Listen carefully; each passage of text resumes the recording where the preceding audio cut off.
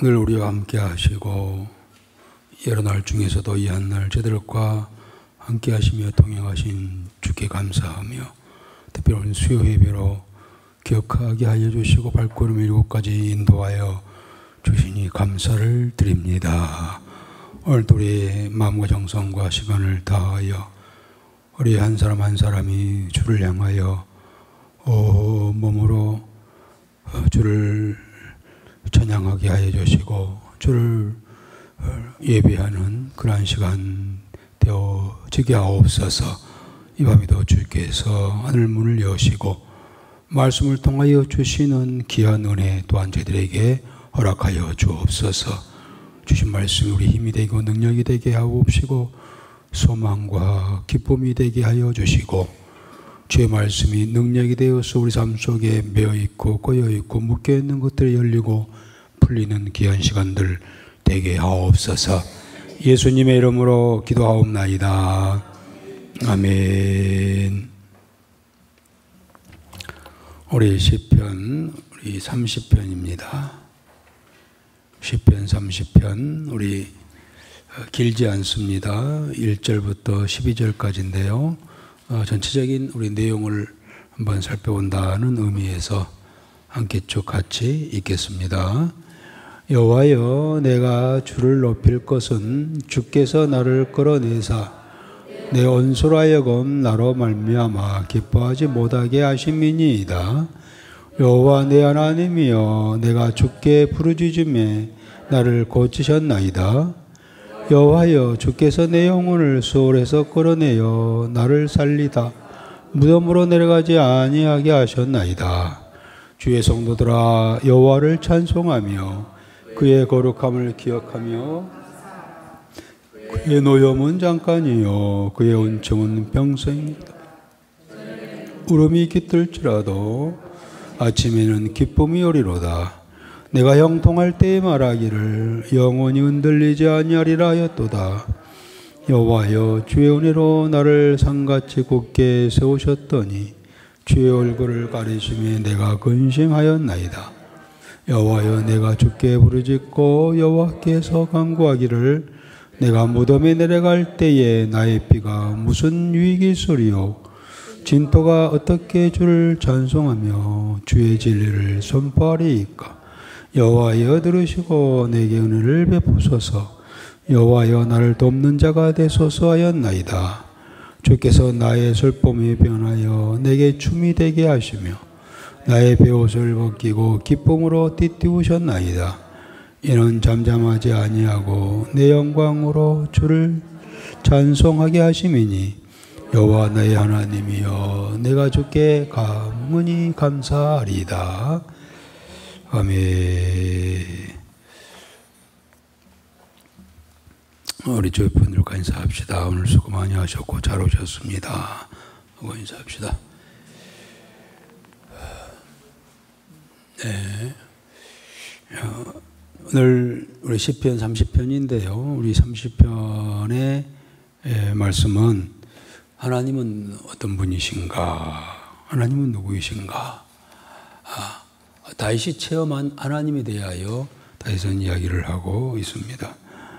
내용상 보면은요, 하나님은 어떤 분이실까? 각자 하나님은 이러한 분이십니다라고 다 이야기할 수 있을 거예요. 내가 만난 하나님은 이런 분이시다, 이렇게 다 말할 수 있겠습니다만은 오늘 다윗이 만난 하나님은 한 4가지로 이야기를 하고 있는데요. 먼저는 우리 하나님은 우리가 힘들고 어려울 때, 소위 고통 중에 울 때 그 울음을 들으시는 하나님이시다, 이렇게 이야기를 하고 있어요. 우리가 힘들어서 어려워서 눈물 흘릴 때, 눈물 흘리며 기도할 때 하나님은 우리의 그러한 기도를 통하여 우리의 눈물을 받으신 하나님이시다 라는 그러한 내용이죠. 그리고 두 번째는 그 하나님은 우리의 울음을 기쁨으로 바꿔주시는 하나님이시다. 아멘. 예. 한때는 우리가 울었지만은 그 울음을 기쁨으로 바꿔주신 분이 나의 하나님이시다. 그리고 세 번째는요, 우리 인간은 교만할 때가 있죠. 그러나 우리의 교만을 꺾으시고 오히려 우리를 새롭게 하시며 그로 인하여서 감사케 하시는 분이시다. 우리의 교만을 꺾으시는 그러한 하나님. 그리고 마지막 네 번째는 우리 하나님은, 내가 만난 하나님은 슬픔이 춤이 되게 하신 하나님이시다. 우리가 함께 읽었잖아요. 11절에 나의 슬픔이 변하여 내게 춤이 되게 하시며 라고 했잖아요. 결국은 우리가 하나님으로 인하여서 춤추며 기뻐하며 즐거워하리라. 또 그렇게 하시는 분이 하나님이시다. 뭐 그런 내용입니다. 이런 내용으로 다윗은 쭉 노래하며 찬양하며 그 하나님의 이름을 높이는 그러한 내용인데요. 아마도 이 시편은 다윗이 우리가 쭉 말씀을 봐왔죠. 이렇게 이야기한 배경이 사무엘상 24장 그리고 역대상 21장에 나와 있는 그 사건이 배경이 됩니다. 특별히 역대상 21장에 다윗은요 정말 선한 왕이잖아요. 하나님께로부터 인정받은 그러한 왕이었잖아요. 그런데 그러한 다윗도 인생 전반전 70평생을 쭉 돌아보면은 군데 어점도 남기고 실수도 하고 또 제약을 짓기도 하고, 근데 그 제약이 보통 죄가 아니라 어마어마한 제약을 질 때가 있었어요. 그 중에 하나가 뭐냐면은요, 다윗의 말년에 그가 큰 실수를 했어요. 실수라기보다도 교만이죠. 교만에 의하여서 자기도 모르게 큰 죄를 지었는데, 그래서 역대상 21장에 보면은요, 인구조사를 하도록 했어요. 인구조사. 아니, 왕이 인구조사하는 거, 우리나라도 몇 년마다 한 번씩 인구조사 하잖아요. 그런데 할 수 있는데 왜 다윗이 인구조사한 것이 큰 어쩌며 하나님의 마음을 상하게 하였고 그가 하나님 앞에서 제약이 되었는가. 이건 우리가 역대상 21장 우리가 지나오면서 보면서 다 했던 이야기예요. 왜 다윗이 인구조사를 하라고 요압 장군에게 시켜가지고 했는데 그것이 왜 하나님의 노를 바라게 하였을까요? 노를 바라게 하는 일이었을까요? 왜 그랬을까요? 다 잊으셨죠? 그냥 대충은 막 그랬을까 하는 생각은 하시겠지만은요. 첫째는요, 하나님의 주권을 인정하지 않는 거였어요. 그 말은 무슨 말이냐면은 지금 이스라엘 백성들이 여기까지 지내오고 여기까지 있게 되는 것은 철저히 하나님의 약속하신 것과 또 하나님의 보호에 의해서 여기까지 왔어요. 그렇잖아요. 이스라엘 민족이. 그들이 뭐 군대가 있었습니까? 무슨 뭐가 있었습니까? 다른 나라처럼 막 인구가 많았습니까? 땅이 넓었습니까? 땅이야말로 우리나라 강원도 땅만 한 그런 땅이었고, 뭐 진짜 보잘것없어요. 그러나 어느 민족보다도 부강하고 힘센 강한 그런 민족이 되었다는 것은 하나님의 약속에 의한 것이었고 그때마다 하나님께 지키시고 보호하심이었습니다. 그런데 다윗이 인구조사한 것은요, 그것을 그 하나님의 그러한 주권을 부정한 일이 되었던 것이죠. 그리고 그것은 이제 다윗이 하나님을 의지하는 것보다도 군사력, 왜 인구조사했을 것 같아요? 주위에는 큰 나라들이 많이 있었거든요. 호시탐탐 늘 침략을 하려고 하니까 다윗은 좀 불안했겠죠.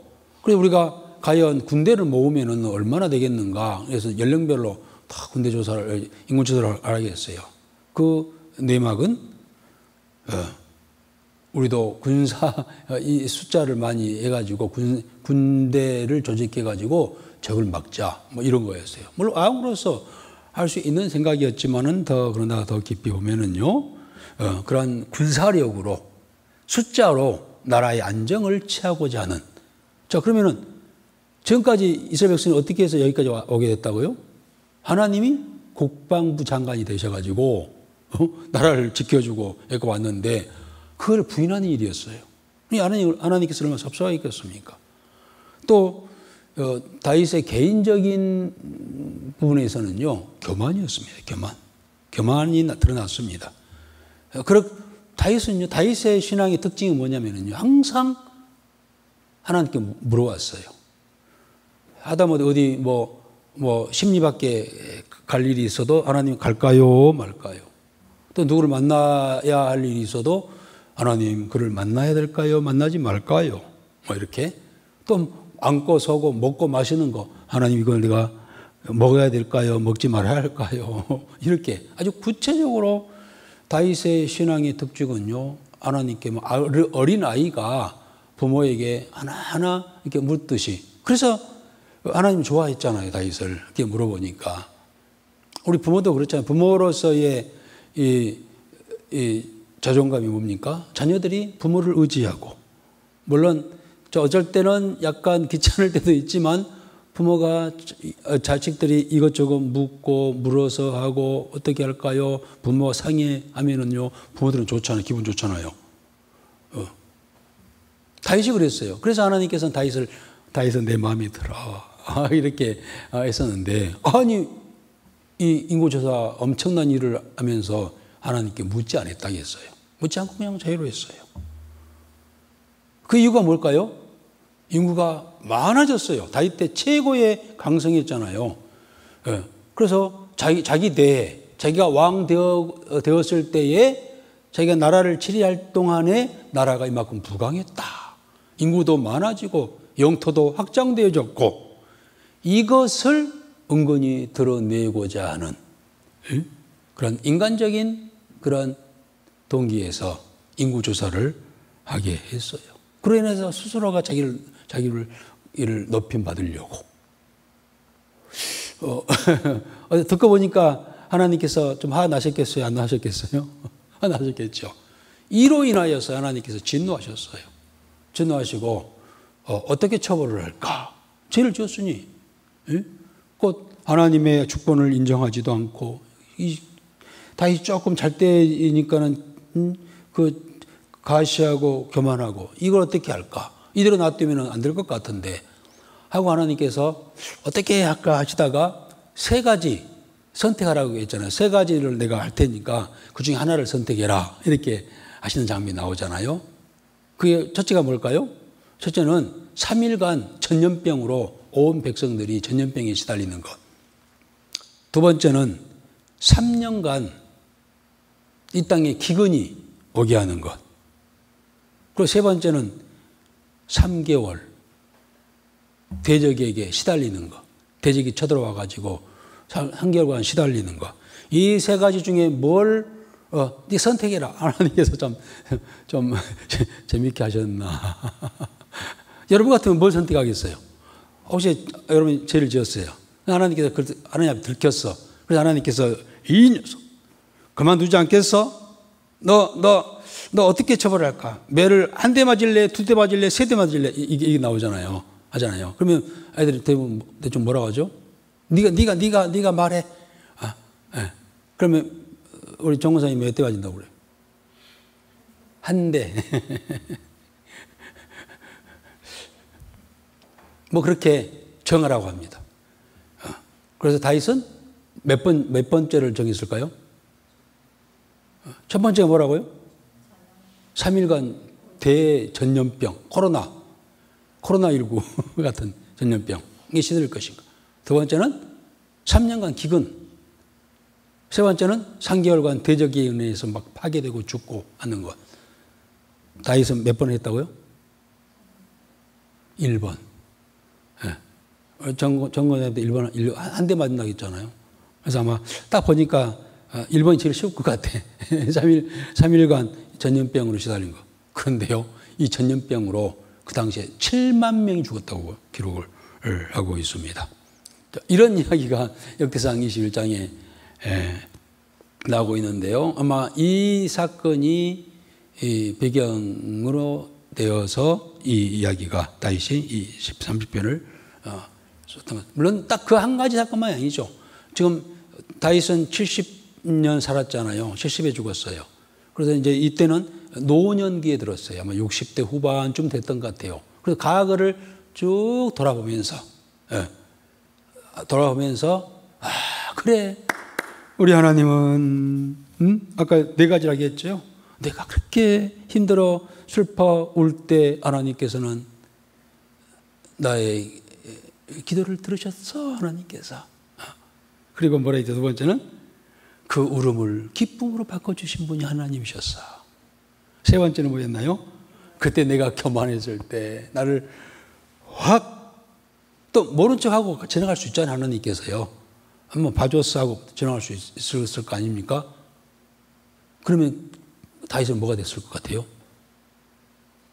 그는 더 큰 범죄를 지었을 거예요. 딱 교만할 때 교만의 코를 딱 잘라버리는 것을 하는 다윗은 감사하게 생각한 거예요.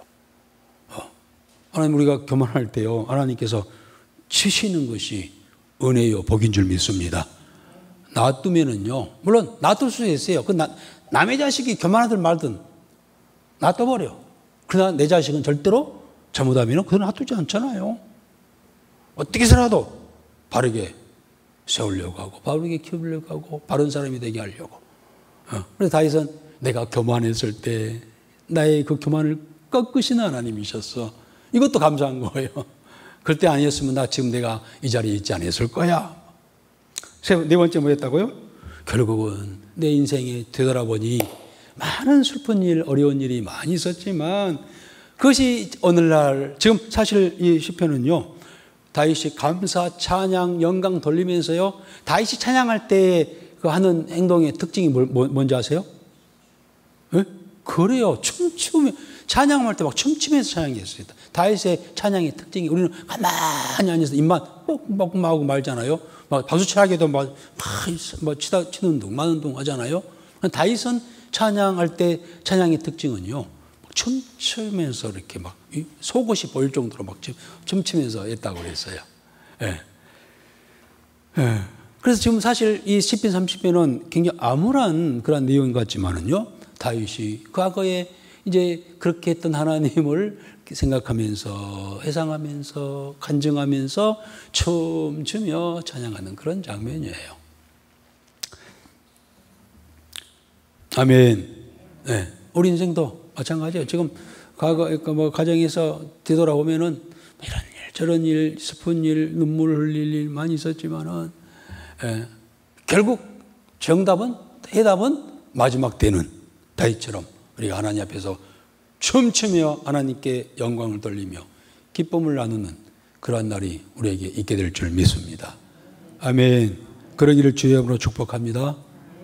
물론 지금은 좀 힘들지만 결국은 해피엔딩이에요. 행복, 축복이에요. 자, 그러면 조금 더 우리가 이제 이 내용을 한번 살펴봅시다. 이제 그런 배경에 의해서 중간에 질병에 대한 이야기가 나와요. 아마 다윗도 사람인데 병 안 걸렸겠어요? 그런데 그 병은, 나중에 나오는 그 병은 아마 이 일로 인해서 7만 명이 전염병으로 죽어가는 과정에서 본인도 아마 전염병에 걸렸던 것 같아요. 우리나라 이번에 코로나 때 거의 코로나 안 걸린 사람이 거의 없었잖아요. 저도 안 걸린다 했는데 마지막 3년째인가 그래가지고 했는데 다 체험하는 것도 그렇죠. 아마 다윗도 그런 전염병에 걸렸을 수도 있어요. 그러나 꼭 그것보다는 지금 다윗이 그로 인하여 자기 때문에 백성들이 그 고통 가운데 그 고통 자체가 자기는 질병으로 표현을 했을 수도 있지요. 그런데 이제 우리 30장에 보면 성경에 보면은요, 성전 낙성가라고 이렇게 붙여놨잖아요. 좀 내용하고 제목은 좀 안 맞는 것 같죠? 그러나 나중에 이걸 지어서 부를 때 성전 낙성시를 한 것이 아니라 나중에 이제 백성들이 성전을 짓고 솔로몬 성전이죠. 짓고 이제 그 하나님이 어떤 하나님인가? 에? 하나님 찬양할 때, 찬송가 속에 찬양할 때 아까 4가지 있잖아요. 뭐 이런 것을 넣어서 부르면서 우리 하나님은 이런 하나님이셔. 그 하나님께서 자장하시도록 지어진 이 성전, 하나님 앞에 헌납합니다 하면서 이제 드려지는 그러한 찬양이라는 그런 이야기라고 할 수가 있겠습니다. 어쨌든 우리가 살아가는 과정에서요, 때로는 그렇게 피해갈 수 없는 인생의 밤이, 고난의 밤이, 시련의 밤이 올 수가 있지요. 뭐 건강 때문에, 질병 때문에 어떤 위기를 맞을 때도 있을 것이고요. 또 이 가정의 가정사가 보통 복잡하잖아요. 우리 가정들 보면은 부부 간의 문제, 자녀 간의 문제, 부자 간의 그런 것으로 다윗도 그런 것들이 많이 있었어요. 가정에 좀 어려움이 많이 있었습니다. 우리도 똑같이 가정에 그런 어려움이 있을 수도 있고, 특히 이제 경제적인 그런 공고함, 곤란함이 찾아올 수도 있고, 그리고 우리가 성도들이요, 믿음의 길을 하다가요, 때로는 우리 믿음이 흔들릴 때도 있잖아요.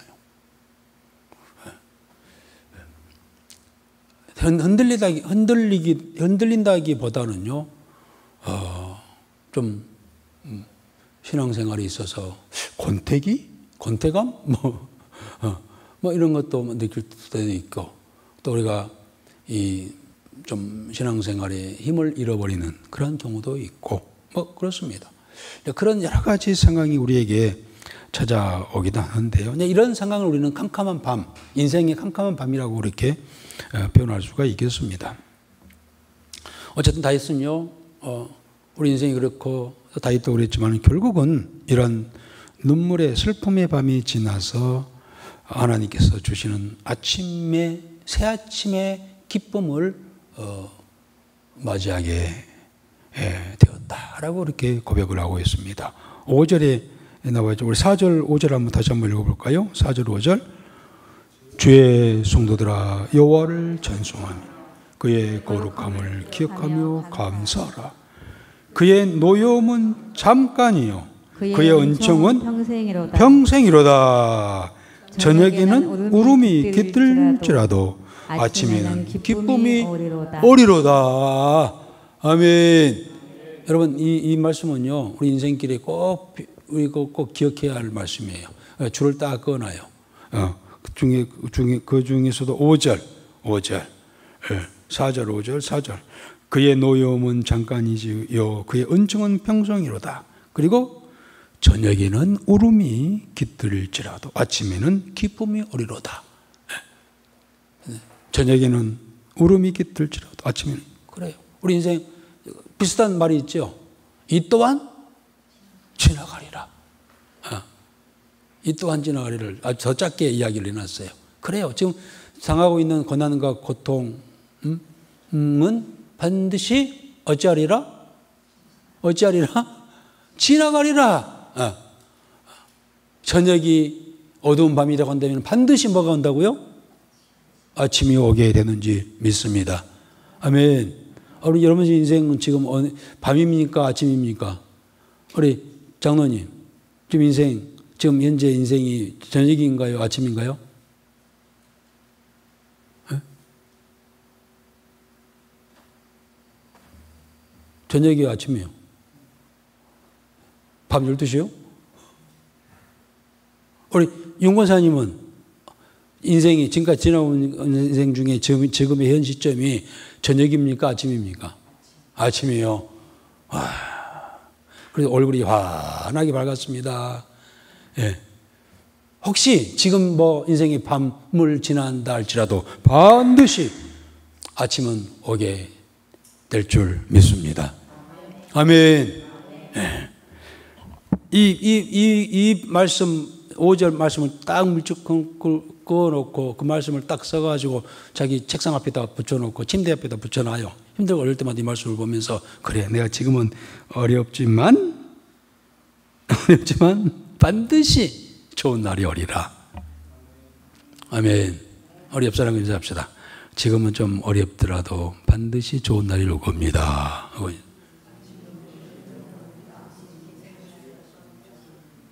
진짜 말 중얼중얼 말하지 말고 진짜로 축복하면서 걱정하지 마세요. 반드시 좋은 날이 옵니다. 아멘. 자 그러면은 첫 번째 하나님은 어떤 하나님이라고 간증했다고요? 나의 울음소리를 들으시는. 그 울음소리가 어떤 소리예요? 기도 소리. 고통 속에 기도할 때 하나님께서는 그 기도를 들으신 하나님이시다. 그래요. 1절 3절 다시 한번 읽겠습니다.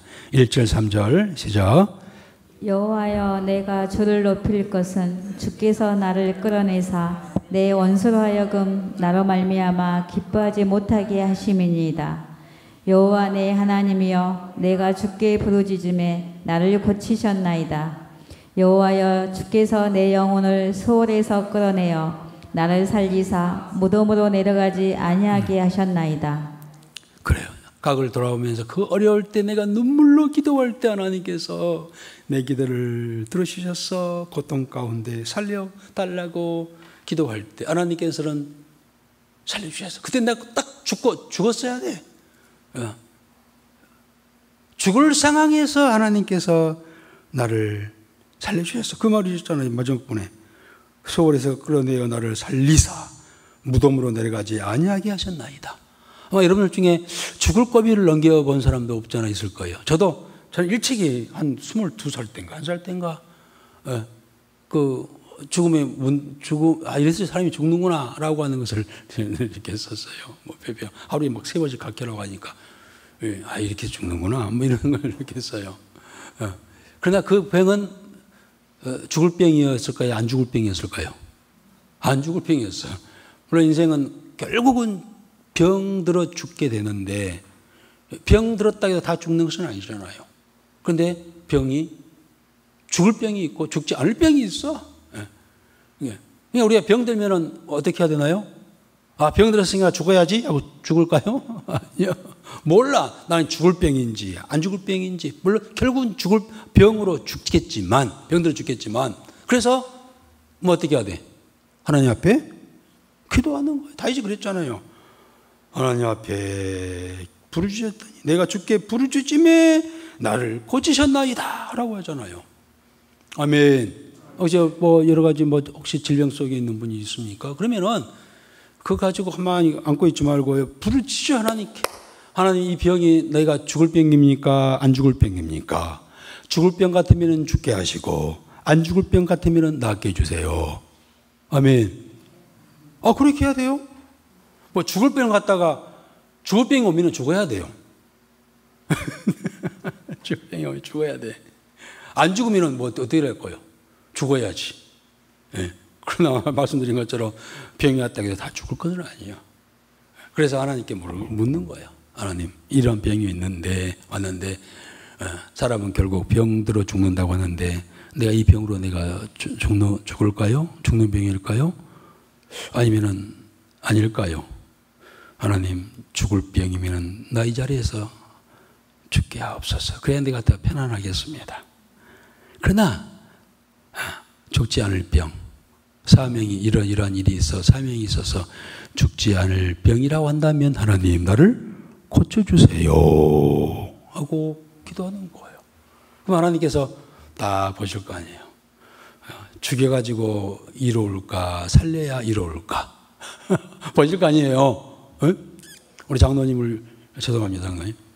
장로님을 죽게 해야 더 이로울까 살게 해야 이로울까 하나님 편에서 어떻게 하시는 것이 하나님께 이로울 것 같아요? 장로님이 건강에 살아서 역사하는 것이 하나님께는 이로울까요? 그냥 돌아가시게 하는 것이 이로울까요? 대답 안 하신 분들은 죽는 것이 더 이로울 것 같아요? 분명히 살아서 장로로서의 사명을 잘 감당하는 것이 하나님이 이루어져. 교회로도 그렇고 가정도 그렇고 아멘. 그러면 절대 하나님께서 죽게 하지 아니하셔요. 아멘. 다윗도 그래서 죽을 병이 와가지고 죽을 상황이 와가지고 그렇게 물어본 거 하잖아요. 하나님 나 수월에 빠지 않게 하시고 무덤에 들어가지 않게 하셔야 되지 않겠습니까? 하고 간절히 기도했더니 하나님께서 그 눈물의 기도를 들으시고 그를 살려주셨다는 거예요. 그때 내가 딱 무덤 속에 죽어서 무덤 속에 들어갈 때였을 텐데 하나님 살려주셨어. 네. 왜? 그 눈물의 기도를 보시고. 아멘. 우리가 힘들고 어려우면요, 하나님 앞에 눈물로 기도해야 돼요. 울면서. 애들이 어떤 문제가 있으면은 막 그 엄마한테 아빠한테 막 울면서 막 요구하잖아요. 울면. 그 울음에 마음을 움직이지 않을 부모가 어디 있어요? 아이가 울면은 부모는 마음이 움직이잖아요. 그러니까 원하는 대로 해주잖아요. 똑같아요, 하나님께서도. 죽음이라고 하는 문턱 앞에서도 하나님께서는 꼭 죽을 병을 갖다가 그러한 기도를 통하여 할 때 하나님께서 그를 살려주시는 그 하나님 영광 받으시고 찬양합니다 하고 다시 이렇게 노래하고 있어요. 그랬더니 하나님께서는 어떻게 하셨나요? 4절과 5절에 다시 한번 읽어볼까요? 주의 성도들아 여호와를 찬송하며 그의 거룩함을 기억하며 감사하라. 그의 노염은 잠깐이요 그의 은총은 평생이로다. 저녁에는 울음이 깃들일지라도 아침에는 기쁨이 오리로다. 그렇습니다. 그래서 이제 감사한 거예요. 그 하나님은 그러한 울음의 기도를 받으시고 나를 기쁨으로 바꾸어 주셨어. 아침에는 기쁨이 오리로다. 라고 그는 찬양하며 그렇게 노래합니다. 여러분 우리가요 그 생각을 해야 돼요. 우리가 힘들고 어려울 때 그 생각을 해야 돼요. 하나님의 은총에 대해서, 하나님의 은혜에 대해서, 하나님의 은혜와 하나님이 행하시는 징계, 은혜와 징계를 늘 생각해 와야 돼요. 하나님의 은총의 크기와 징계의 크기는 어떤 게 더 크고 작을까요? 하나님의 은총과 하나님의 징계는 어떤 게 더 클까요? 네? 뭐가? 어째서 은혜가 더 커요? 그랬잖아요. 하나님께서는 나를 사랑하는 자에게는 1000대까지 은혜를 베풀지만 나를 미워하는 자는 3대까지 갚으리라. 하나님의 은혜는 1000대예요. 징계는 3대예요. 그래서 하나님의 징계, 노여움은요, 은혜에 비하면은요, 은혜는, 하나님의 은혜, 은총은요, 노여움, 징계에 비하면은요, 그야말로 무한대에 가까워요. 그 하나님을 생각해야 돼요. 우리가 어떤 상황이 있다 할지라도 하나님 은총을 생각해야 돼요. 은혜를 생각해야 합니다. 하나님께 나의 은혜를 내가 그런 어려움 속에 있다 할지라도 죄악 속에 있다 할지라도 회개하고 하나님께 돌아왔을 때 주시는 은총이 무한대라고 하는 것을 생각해야 돼요. 그리고 사실 우리에게 왔던 그 고난, 고행, 고통의 시간은요 오히려 우리의 신앙의 뿌리를 든든하게 내리는 기회였어요. 알고 보면은 하나님께 왜 우리에게 그런 고난과 고통을 주실까? 어떤 나무꾼이요 7년 나무를 베기 시작합니다. 딱 배웠는데요. 그 나이테를 보니까 그 나이테는 1년마다 그 나이테가 여기 새겨지잖아요. 매년마다. 근데 나이테를 가만히 살펴보니까 군데군데 이 나이테의 이 폭이 아주 보통 예를 들어서 보통 나이테와 나이테 사이가 5cm라고 한다면은요.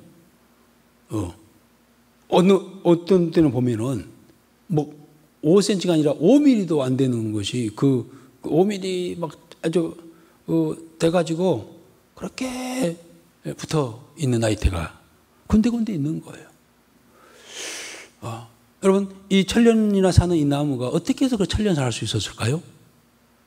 나이테를 보면서 해답을 얻는 거예요. 평상시에는 좋을 때는 나이테 1년에 나이테가 뭐 5mm씩 5cm씩 이렇게 5mm라고 합시다. 5mm씩 된다고 했을 때 어떤 때는 아주 이렇게 서로가 가늘어 붙어가지고 이렇게 몇 년 동안 지냈던 이 표시가 되어 있어. 그건 뭘까요? 그때는 언제였을까요? 조밀하게, 나이테가 조밀하게 붙어 있을 때는 언제였을까요? 그렇죠. 가뭄 때. 그러면 그때 이 나무는 그 가뭄 때 뭘 했을 것 같아요? 뭐 했을 것 같아요? 가뭄 때 물이 없으니까 물을 흡수하려고 뿌리를 깊게 내리는 거예요. 평상시에는 그냥 뿌리고 뭐고 그냥 물이 많이 있으니까 있다가 그런 가뭄 때는요, 뿌리를 깊게 내리는 거예요. 그러다 보니까 세월이 지나면서 우리가 해년마다 막 가뭄도 오고 홍수도 오고 풍년도 오고 하지만은요, 그런 어떤 고난의 시기를 많이 겪으면서 뿌리가 깊게 내린 거예요. 그러면서 이 나무는 천년을 산 거예요. 우리의 신앙도 마찬가지 같아요. 우리 신앙도 내가 굳건한 신앙이 되는 과정에서는요, 그러한 어려움, 시련이 있을 때 우리가 하나님 은혜를 사모하면서 믿음의 뿌리를 깊게 내리는 거예요. 그러니까 고난을 많이 당한 사람일수록 그 나무가 튼튼하고 크고 아름다워요. 멋져요. 왜 그럴까요? 마치 천년나무 먹은 나무가 된 나무가 가뭄 때에 뿌리를 깊이 내리듯이 우리가 어려울 때 오히려 좋을 때는 기도도 안 해요. 좋을 때는 눈물도 안 흘려. 나 힘들고 어려울 때 눈물을 흘리면서 기도하면서 하나님 은혜를 받고 하다 보니까 내 믿음이 강해지는 거예요. 더 나아가 새로워지는 거예요. 잘못되고 더러운 것들은 제거되어지고 새로운 그것을 다윗은 그걸 고백한 것이죠. 그 어려울 때, 그 눈물 흘릴 때, 보니까 그때 내가 믿음의 뿌리를 깊게 내리게 하셔서 오히려 이제는 이 나무가 실한 나무, 좋은 나무가 돼가지고 많은 열매를 주렁주렁 맺게 하는, 오히려 삶의 인생에 기쁨을 더 주는 그런 기회가 되었고, 그 기쁨을 주신 그 하나님을 찬양하는 우리 다윗의 모습을 볼 수가 있습니다. 여러분, 우리가 힘들 때 힘들다고만 하면은요, 힘든 것을 끝난다면은요, 우리 인생은요 피폐해집니다. 더 늙어요, 더 늙어. 그럴 때 하나님 은총, 하나님을 사랑하는 천대까지 축복하리라. 내가 지금까지 하나님을 향하여서 내가 섬겼던, 헌신했던, 수고했던 것들을 하나님 보시고 그로 인하여서 나의 남은 삶뿐만 아니라 내 자손과 후손들에게 천대까지 하나님께서 은혜와 은총을 주시리라. 이 믿음을 가지고요, 주를 바라보는, 울음 그치고 주를 바라보는 그러한 믿음의 모습이 우리에게 있어야 될 줄 믿습니다. 아멘. 다윗은 그렇게 그 하나님을 찬양한 거예요. 울음을 기쁨으로 만드신 하나님 감사합니다. 세 번째는 우리 6절부터 7절 읽어봅시다. 내가 형통할 때에 말하기를 영원히 흔들리지 아니하리라 하였도다. 여호와여, 주의 은혜로 나를 산같이 굳게 세우셨더니 주의 얼굴을 가리심에 내가 근심하였나이다. 바로 이 부분이에요. 잘 나가다가, 물론 군데군데 다윗도 고난의 고통의 울음의 시절이 있었어요. 그런데 물론 좋은 시절도 있었습니다. 잘 때는 시절이 있었어요. 소위 형통할 때가 있었어요. 근데 그때 저희가 교만해졌어요. 내가 형통할 때에 말하기를 영원히 흔들리지 아니하리라. 나는 자신 있어. 이렇게 한 줄 속에 그렇게 표현했습니다만은 은근히 그 속에 있는 그 교만이 다윗의 교만이 드러나는 거예요. 여러분, 어쩔 때 우리가 교만해질까요? 평상시에는 참 좋았어. 선하고 착했어요. 겸손했어요. 그런 사람이 하루에도 12번 바뀐다고 하듯이 인생이 바뀌어.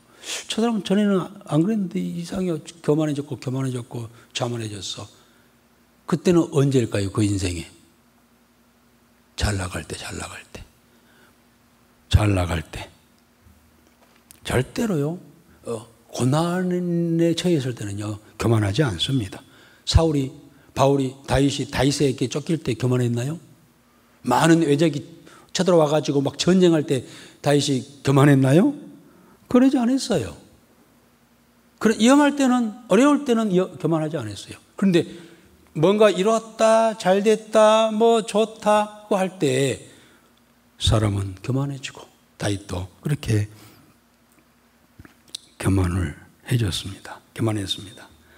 그로 인하여서 그가 또 범죄를 저지르잖아요. 물론 아까 이제 그 인구조사 하는 것도 그렇습니다만은 형통하고 잘 될 때, 배가 부를 때, 늦잠 자고 일어나가지고 성을 돌다가 바세바를 발견하고 그를 아내로 취하고 그의 남편을 죽이는 그런 엄청난 그런 죄악을 범하였잖아요. 잘 될 때였어요.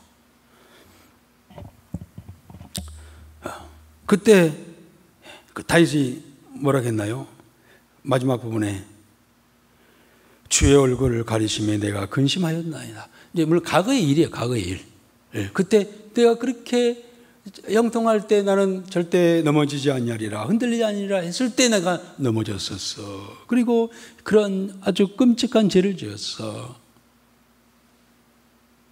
그때 가장 무서웠던 것이 하나님께서 나를 예면하시고 하고 돌아져 버려요. 하나님께서 다윗 하고 그 얼굴을 보여주시지 아니할 때, 그가 아무리 뒤에서 애치고 부르짖고 하나님 불렀지만 하나님께서는 고개를 돌리시고 외면했을 때, 이때 가장 무서웠다는 거예요. 계속 그렇게 될까 봐, 계속 하나님과의 관계가 끊어질까 봐 제일 두려웠고 무서웠다. 뭐 여기서만 아니라 여러 곳에서 그 이야기가 나오죠. 그가 가장 두려운 것은 나에게 하나님의 낯을 돌렸을 때가 가장 내가 두려웠고 무서웠다 라고 그렇게 고백합니다만은, 자, 오늘 이 본문에서 이렇게 말했던 이유가 뭡니까? 그렇게 내가 교만했을 때 하나님께서는 교만을 꺾으시고 그러한 징계를 내리셨어. 물론 징계 받을 때는 고통이 있지만은 그로 인해서 내가 다시 자기 원위치로 돌아왔잖아요. 그걸 또 감사한 거예요. 철저히 얘기할 때 하나님께서 나를 받아주시고 너무 감사했어. 그 이야기를 하면서 간증하죠. 마지막입니다. 자, 우리 8절과 10절입니다.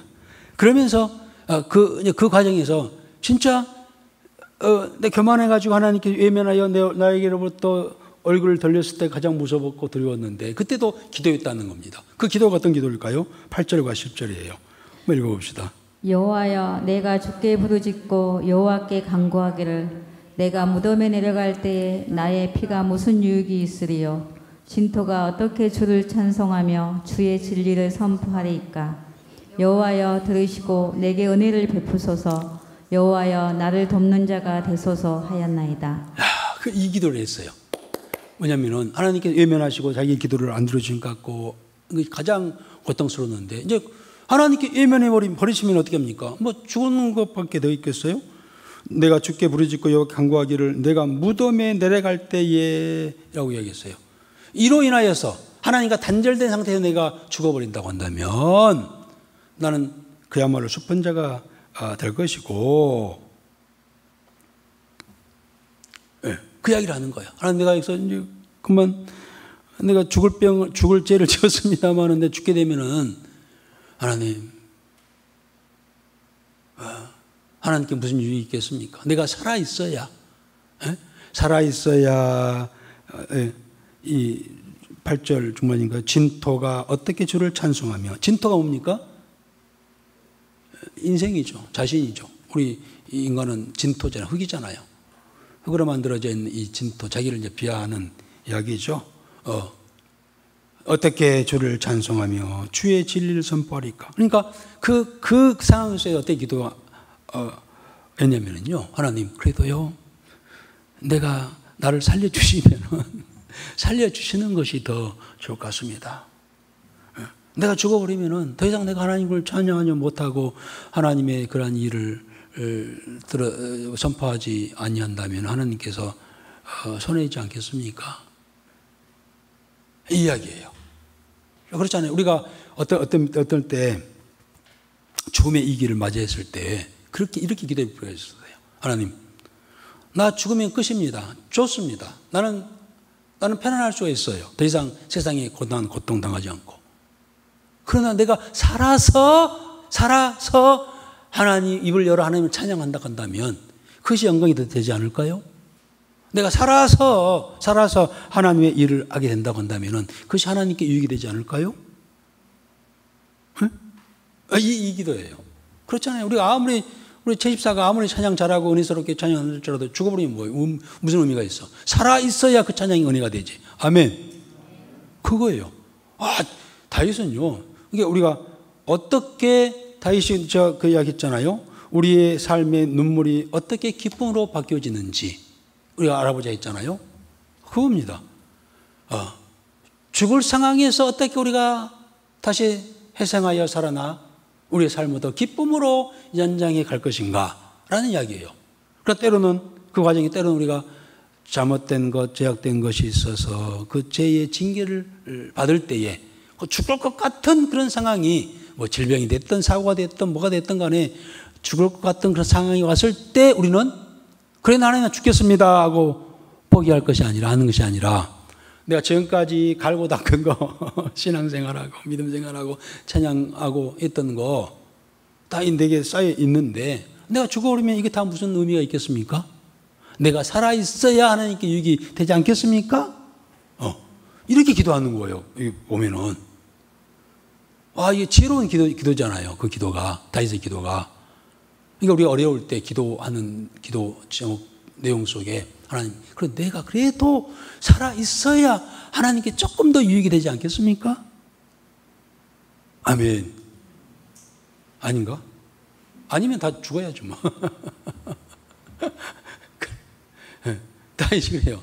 내가 살아 있어서 하나님을 죽으면은 찬양을 더 이상 할 수도 없고 하나님의 일을 드러내고 영광을 나타낼 수 없을 텐데 내가 살아 있어야 하나님께 영광이 되지 않겠습니까? 그러니 나를 살려주세요. 마지막에 내게 은혜를 베푸소서 여호와여 나를 돕는 자가 되소서 하였나이다.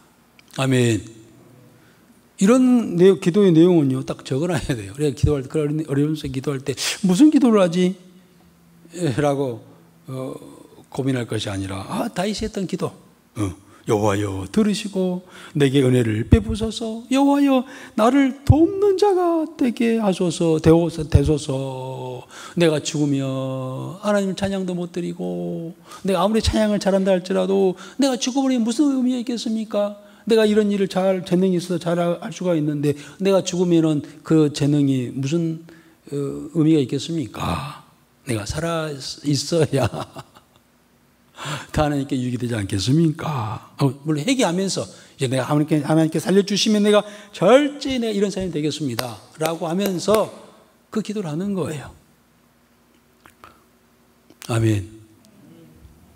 자, 마지막 별로 재미가 없나 11절 12절. 주께서 나의 슬픔에 변하여 내게 춤이 되게 하시며 나의 베옷을 벗기고 기쁨으로 띠띠우셨나이다. 이는 잠잠하지 아니하고 내 영광으로 주를 찬송하게 하심이니 여호와 나의 하나님이여 내가 주께 영원히 감사하리이다. 자, 11절 12절 보니까 그 앞에 있었던 내용들의 기도를 하나님께서 어떻게 하셨다는 거예요? 예를 들어서 하나님 나 죽어야 마땅합니다. 그러나 내가 죽으면은요 하나님께 도움이 안 되잖아요. 살아 있어서 있어야 하나님 찬양도 하고요. 그 도움이 되지 않을까요? 라고 하는 그런 기도에 대해서 하나님께 어떻게 하신 거예요? 들어있단 말이 어디 있어?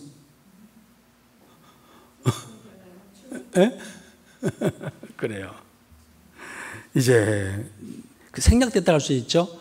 그런 기도를 내가 하나님께 드렸더니 하나님께서 나를 기도를 들어주시고 그리고 살려주셔서 이제 나의 슬픔이 편하여 내게 춤이 되게 하시고 나의 슬픔에 죽음의 베옷을 벗기시고 기쁨으로 띠띠우셨나이다. 이 구절을 보니까 다 응답이 들어주셨어요. 그러니 이제는 내가 잠잠하지 아니하고 내 영광으로 주를 찬송하겠나이다. 여호와여 나의 하나님이여 내가 주께 영원히 감사하리이다. 아멘. 아멘. 여러분 이 시편 23, 30편 대부분이 그런 내용입니다만은요. 잘 우리 삶에 적용시켜요. 인생이 어두운 밤이 올 때도 있어요. 그럼 그렇게 어떻게 할 것인가? 그게 죽음이었다고 한다면은 죽고 말아야 될 것인가? 아니요. 하나님께 여쭈어요. 하나님 죽어야 됩니까? 살아야 됩니까? 사는 것이 더 하나님께 찬양 드리고 유익하지 않겠습니까? 또 건강도 마찬가지요. 내가 병들어서 이렇게 뭐 사람 재구실도 못하고 하나님 앞에 나가서 제대로 내게 주어진 사명 감당하지 못하고 이게 무슨 꼴입니까? 에? 나를 건강 주셔야 내가 그래도 움직이면서 주의 몸된 교회를 세우고 내게 주신 사명 감당하고 하나님께 영광이 되어지게 하지 않겠습니까? 내게 주신 또 은사와 달란트 잘 활용해야 성도들이 똥을 받고 교회가 세워지고 하나님께 영광이 되어지지 않겠습니까? 이런 기도. 뭐 그렇게 기도하면 하나님께서 몰라 안 들어줄 거야 이러실 거야 하면은 다윗에게처럼 그의 슬픔을 변하여 춤이 되게 하시고 베옷을 벗기고 기쁨으로 띠띠우시는 그러한 은혜를 주실까요? 하나님께 우리에게 남은 인생에 그런 기쁨, 즐거움, 행복감을 주시는 그런 하나님이신 줄 믿습니다. 그 하나님을 이 시간 만나는 그리고 남은 삶을 그 하나님께 맡기고 그 하나님의 인도함을 받아 따라 살아가는 우리 모두가 되어지기를 주 이름으로 기원합니다. 아버지 하나님이 오늘 이 밤도 저희들과 함께 하시니 감사를 드립니다. 다윗의 신앙 고백, 나의 고백이 되게 하시고 때로는 우리가 울음의 그런 슬픔의 기도를 드릴 때 하나님께서는 들으시고 그 슬픔을 기쁨으로 바꾸어 주시며 때로는 우리가 잘못하여 죄악 속에 또 교만을 할 때에 교만을 꺾으시고 온전한 겸손한 삶으로 만드시고 그리하여 결국은 슬픔이 변하여 춤을 추게 하신 하나님 다윗의 그 은총 나에게도 또 남은 삶에도 허락하여 주옵소서. 남은 일생 그 하나님을 바라보고 의지하며 나가겠나이다. 우리 모든 삶을 받아 주옵소서. 예수님의 이름으로 기도드리옵나이다. 아멘.